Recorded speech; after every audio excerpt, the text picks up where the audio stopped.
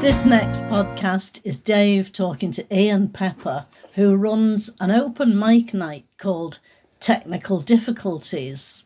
Well, each to their own, but this is not about computers, but it's about music made with computers and various technical wizardry stuff, which usually people do in a solitary way, but this is bringing them together to play their music for the benefit of others and for everybody to hear each other's efforts. And for the benefit of themselves. And, yes, for the benefit of themselves, because they, get to know other people who are interested in the same kind of thing, which is always a marvellous aim in life.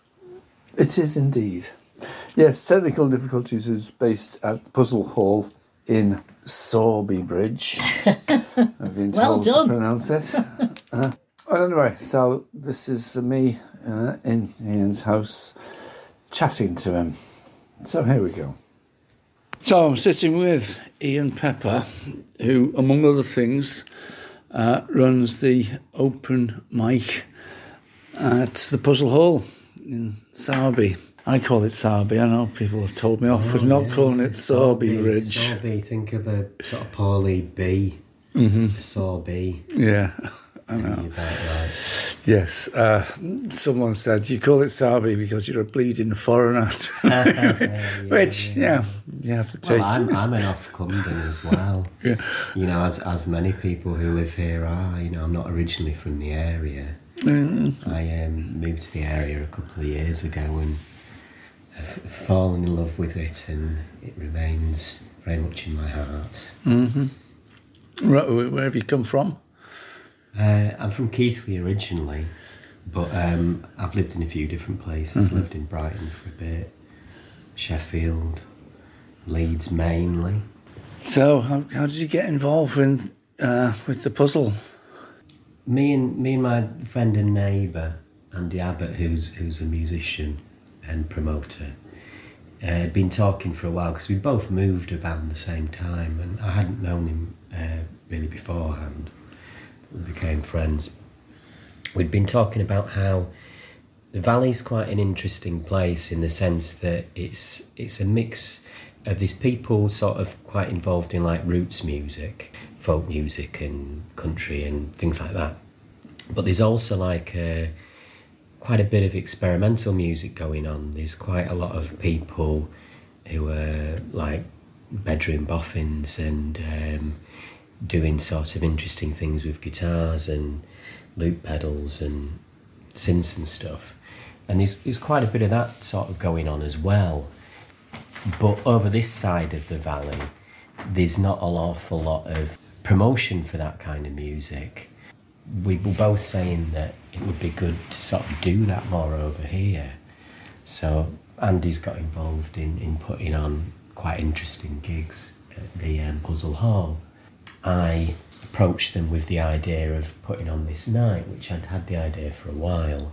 One of the first things I did when I moved to the area was I started going to the open mics because it's a nice thing to do, and it's a good way to meet people, start to make friends and start to feel a sense of community.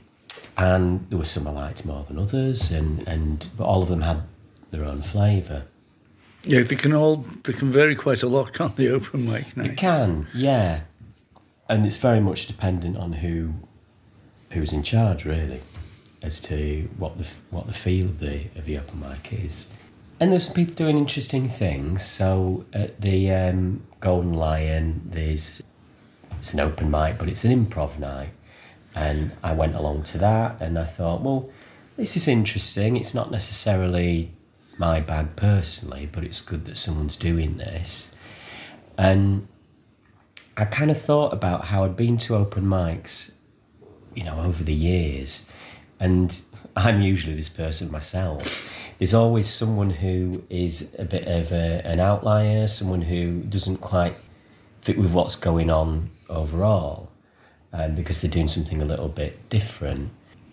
And I wanted to sort of have a place where it was all those people, really. And also I was aware that there were lots of people making music in their bedrooms and things who didn't get a chance to perform because their music wasn't, acoustic based.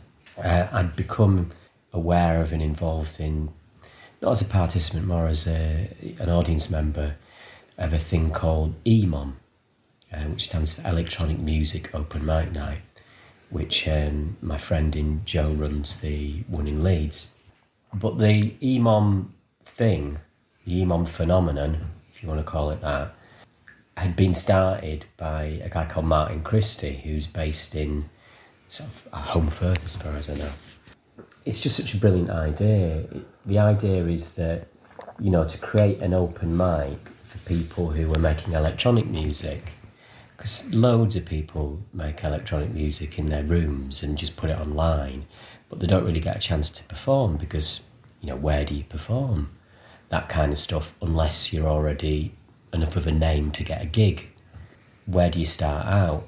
Obviously, open mics are great places for people who are new musicians or amateur musicians. But you do think, a lot of people at times, you think open mic, person, sometimes duo with guitars and hopefully their own songs. Yeah, Bob Dylan covers and all that. But I just kept feeling and kept coming back to the idea of that there needs to be a place for people who aren't doing that, who are writing their own music, but their music's a little bit out there or it's a little bit different. They're perhaps not able to share it at a regular open mic because of the equipment they need and stuff, and because they would just stick out like a complete sore thumb. And there's not a lot of radio space. I'm thinking broadcast radios for things like that, isn't there? Not really. I mean, it's stuff like Lake Junction, which is good, but you have to be established really to get on things like that. Yeah. So what you want is like somewhere where just like regular people who are amateur musicians but who aren't doing the more trad stuff can play and perform. Get to feel connected to other people doing the same thing and creating a sense of a bit of support and a bit of encouragement for each other. So that idea was bubbling along. So that allows collaboration or people to sort of support and even inspire each other. Which we have had at the night. So all this was going on in my head, and then I was doing a bit of research and I found essentially that there isn't an experimental music open mic night anywhere outside of London. London. And I just thought that is just so weird. That is just really weird that this thing just doesn't exist outside the capital. And I thought, well, if you build it, they will come. I thought, if no one else is going to do it, I'll do it myself. That's one of the great things about the Valley, and really why we do these podcasts. It's about people, just getting off the backsides and doing it, whatever it happens to be. Yeah, exactly. I'd had some experience of being involved in open mics, both as someone who had run them or been involved in running them, and as a participant. Like I said, when I lived in Leeds, I was involved in spoken word open mic for a number of years. And when I moved over to the Valley, I was running an acoustic one in White Swan in Hebden. But this other idea was percolating in the background. I spoke to Puzzle Hall because I knew the manager at the time, Will, was really a fan of that kind of music. He liked electronic music, he liked experimental music, he liked stuff that was a bit different. He'd sort of started to try and bring some of those kind of acts to the Puzzle. And he was quite open to it, so gave me the chance of putting on the night. From the start, it's done fairly well. It's been some peaks and troughs just because of things like the seasons, people tend to be away in the summer and stuff like that. But we've always had people come, and sometimes it's been really busy. And it's pretty consistent, it's pretty well known now. So is it regular? What? Yes, it's once a month. So it's the First Wednesday of the month. Did you get many people turning up straight away, and showing enthusiasm for the idea? Well, obviously I sort of marketed it a bit and put posters up and all the usual stuff that you do. But then I did know some people who were doing that kind of stuff in the valley anyway, so I just sort of invited them along. Mm-hmm. And Martin, who I mentioned before, very kindly shared it on his webpage, which encouraged some of the people involved in like the EMOM scene to come along and check it out and be involved as well. So you ended up with quite an interesting mix of different kind of music and different people, really, from the start. So going back to what you said about your people doing it in their own bedrooms, their own bedroom studios, not having an audience and no sign, no idea how to get an audience. Yeah. I mean, how did they react to suddenly having people in the room? Is either that's incredibly exciting or very daunting, or maybe both? A mixture. There have been people who've come along to the night for quite a few months before approaching me about performing. And I've chatted with them, and so I've known the musicians, and I've said, when you're ready, just let me know and come along. And eventually they have.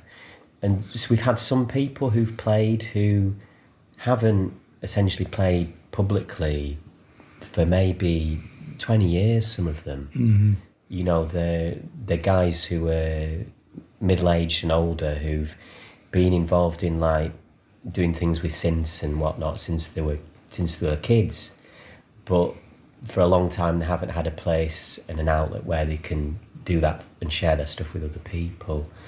And it's just been really wonderful for them, and they've kind of really appreciated having that space. I think it can be a really daunting, frightening thing, but when they've come along and they've played and they've been appreciated by people there, it's really encouraged them. So what does it look like? I mean, what sort of instruments are people turning up with? Or are they bringing synths? Are they sort of bringing laptops? Are they bringing traditional instruments? Or is it a combination of them all? It's a combination of them all, really. It varies from month to month. I'll give you an example of some of the kinds of acts we've had.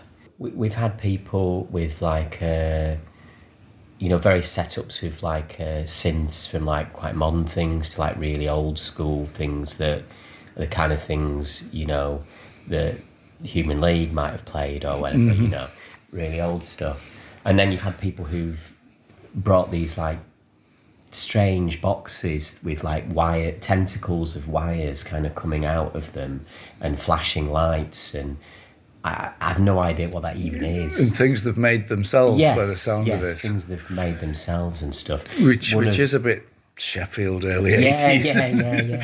One of our regulars, Graham, he brings this bizarre little machine where what he does is he feeds into it like a sample, like a 10-second, not even that long, maybe like 5-second sample of easy listening music. Mm. And he just kind of distorts it and manipulates it and twists it. So this like very small sample goes on this long journey for about 15 minutes or so, going through all these different all these different sort of changes, from something quite sort of harsh and kind of distorted and freaky sounding to something really blissful and creamy and just like, ooh, beautiful. And then kind of back again to the original sample. And that's just a bizarre thing to hear. But then we have people also coming and doing interesting things with music that's made, instruments that are made out of wood, one of a better word. So someone came and they played like, they had like a loop station, and they played a recorder and a singing saw and combined that with their own like vocals and created this kind of strange sort of witchy track with that. There's people who've come and sort of mixed guitars and electronics. There was a guy who came from Salford, and he's a guitarist, but he's also like a synth guy, so he mixed the two up, and it kind of sounds a little bit like The Prodigy, or a little bit of Nine Inch Nails in there as well. We've had people do, there was a guy who's moved now, Steve. He used to come and do this kind of surreal sort of Beefheartian type blues. Andy Beefheart could be a bit surreal on his own. Yeah. My friend who've mentioned before, Andy, he comes along and he usually does things involving, he's a guitarist and plays baritone guitar, and he usually comes along in with his loop stations and things like that, and creates wonderful sort of experimental folk music. And then we've had a guy who used to come from Huddersfield. He goes by the name of Boris Donkson. And he makes sort of electroacoustic music, which I hadn't even heard of before, which is essentially making these kind of strange, kind of little symphonies almost, but out of all the weird little sounds that you have, like door creaks and like squeaky wheels and stuff like that, and kind of all these little barely perceptible sounds, and he kind of orchestrates them, creates them into this like piece. So we've had all sorts, and we've had like, you know, people doing drone music, people doing like ambient stuff and trip hop and all kinds of things, really. So it's great that there's a big variety of sounds coming out of these there is machines and instruments and people. You'll come along and you won't like everything, but if you approach it with like an open mind, some of the stuff, even if you don't necessarily like it, you'll find interesting or intriguing, or it'll kind of, you know, open your mind a bit. See, that's great for me, because I mean, I love that. I mean, so you mentioned Late Junction, one of my favourite radio programmes. Yeah, and going back a long way, you know, there's like, I'm old enough to remember the John Peel show. And some of that was terrible. Yeah. It just sounded awful. And then you would get something that was absolutely amazing would come along. Yeah. And, you know, people don't tend to say that, you know, a lot of John Peel was just dreadful noise. And some of it, to me, wasn't to other people. Yeah, some of the people... and they didn't like the stuff I liked that he played. The dreadful noise. Absolutely, and that would have been like what they were waiting for. They'd be like, I mean, well, what's he playing this sort of catchy melodic indie? I mean, I know one of his favourite bands was called Extreme Noise Terror, which is a very appropriate name for what they were doing. His favourite band was The Fall, wasn't it? At different times. But yeah, whether I like it or not, I love the concept of doing what you can. Well, yeah. Doing what you want. I like being and sort of doing challenged. something that's different. Exactly, challenged. Yeah. Yeah. But also, what I want to create, and I feel like I have created, is a safe space.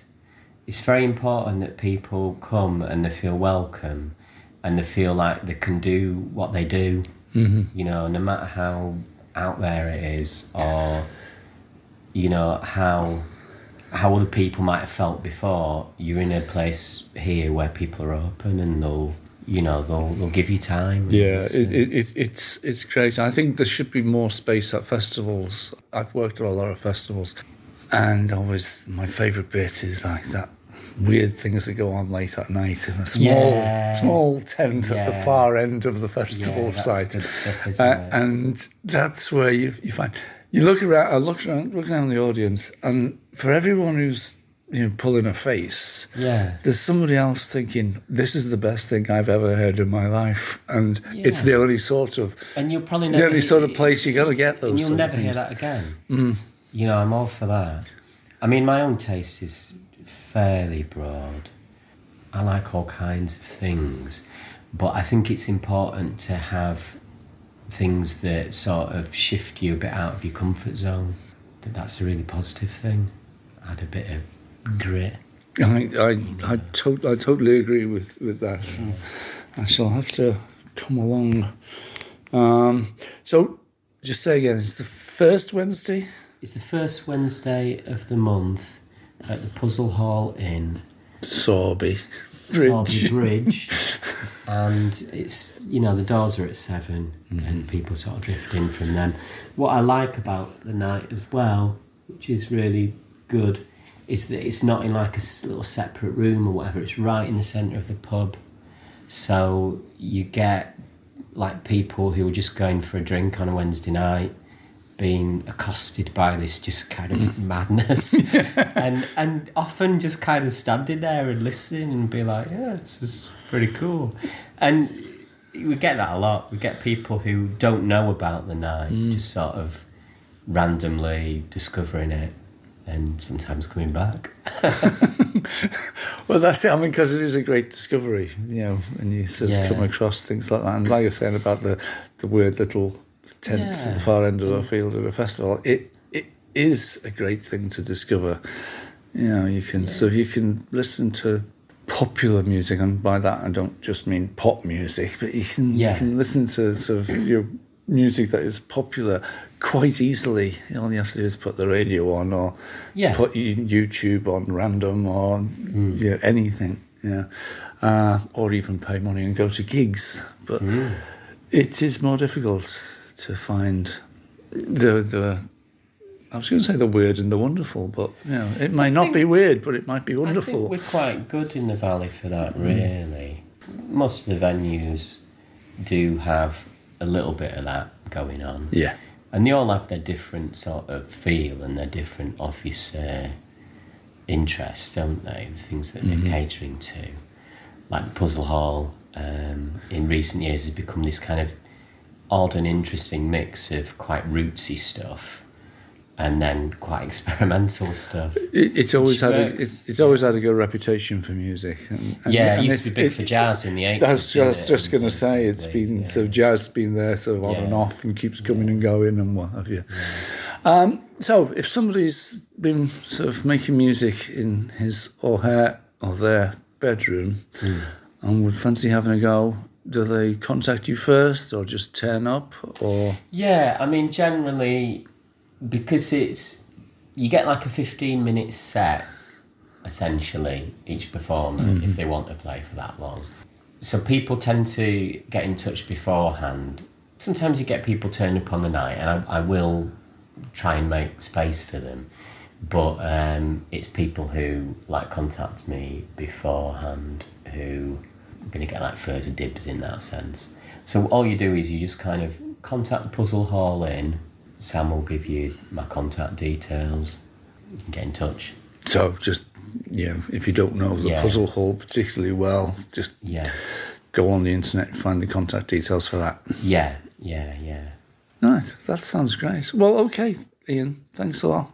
Let's find out what some of it sounds like. It's impossible to give you a flavour of the variety of music. You really have to go down to the Puzzle Hall in Sowerby Bridge on the first Wednesday of the month and find out for yourself. But here comes a short extract from Dancing at Whitsun by Secret Pockets, which is the name Ian goes by, and that'll be followed by What I Like by MHO Tunes. Thank you.